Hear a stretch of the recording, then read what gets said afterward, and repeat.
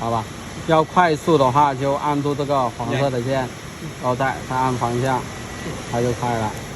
然后最慢的话是这一个附近，就按一下就动1个毫米，是点动的。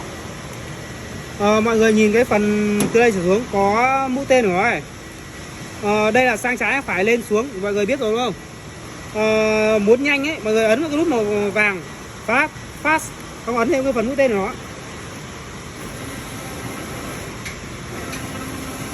Chưa? Tiếp theo là step, đây là phần di chuyển chậm. Mỗi lần ấn mọi người chỉ di chuyển được 1 mm. 按一下就动1个毫米。Nhưng mà mỗi lần ấn ấy, nó chỉ di chuyển được 1 mm thôi.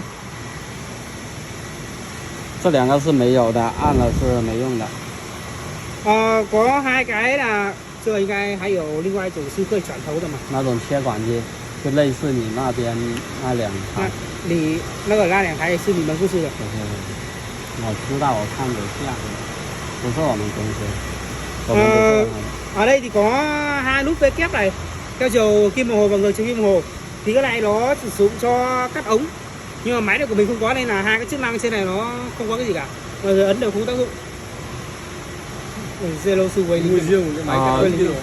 这个回零的话就是，好比说我要切这个图形的时候，就是我以这一个起刀的位置走过这个边框了嘛，它就会记录在这个位置了。